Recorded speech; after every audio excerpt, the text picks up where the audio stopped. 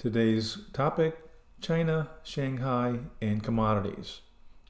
In a previous video, I explained how China exited the LBMA COMEX markets for purchasing silver and gold.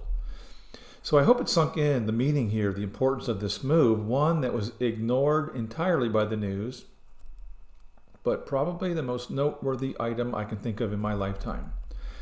Why? Because it represents the move of global financial markets from west to east. With China now exiting the LBMA, they now control the price of gold and silver. Remember, the LBMA is based in London and is the oldest international trade exchange for silver and gold. So why did the LBMA announce now that all future contract settlement from now on must be in Chinese yuan currency? They will no longer be accepting the dollar. Why is Saudi Arabia selling oil to China in yuan and taking that yuan and buying gold? Essentially, trading oil for gold. The same for Russia. They're trading oil with China for yuan and converting that yuan for Shanghai gold. Saudi Arabia is a member of the BRICS and lead OPEC exporter for oil, and the rest of the world is now going to follow, the rest of OPEC will now follow their lead. In January of 2024, 6 new countries will be joining the BRICS: Iran, Ethiopia, Egypt, Argentina, and the UAE, United Arab Emirates. Now back to China, as its status as controlling the world's price of gold. China has been holding the price of gold higher at the Shanghai Gold Exchange, even though the COMEX and LBMA would like a lower price. And as I said before in a previous video, China is the largest global buyer of gold. And so China is forcing the LBMA to meet their price equilibrium. China is taking control of the entire commodities markets. So why are super tankers parked outside of U.S. ports?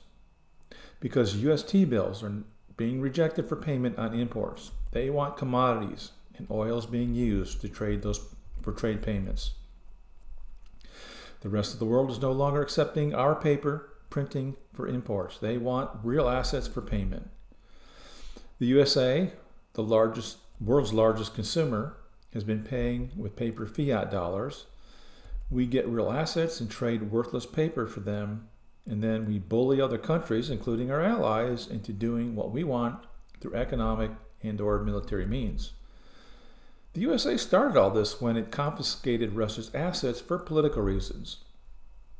We invade other countries, such as Iraq, and no other government has disagreed with that political maneuver, could sanction the USA. And the world was watching. So when Russia invaded Ukraine, the USA could sanction Russia and confiscate their assets. And the world was watching. And realized that if the USA could bully Russia anytime, as they have done for decades with its military, bullying the world to bend to its demands or else, and with the BRICS Plus, the USA is no longer in financial control. No one is buying the USA government bonds, funding their debt, and no longer funding its ability to maintain the war machine of the past. The USA is bankrupt. It cannot sell its bonds, and as discussed in a previous video, the world is not buying US government debt. They're selling their debt, the US bonds, and using that to buy gold.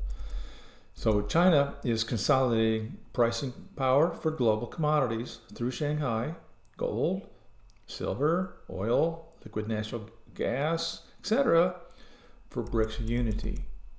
China, who recently announced they would replenish their silver reserves, they now want a higher price for silver and gold, and they're going to get it. So look for gold and silver prices to rise according to Shanghai's lead, and not the USA's COMEX or London's LBMA.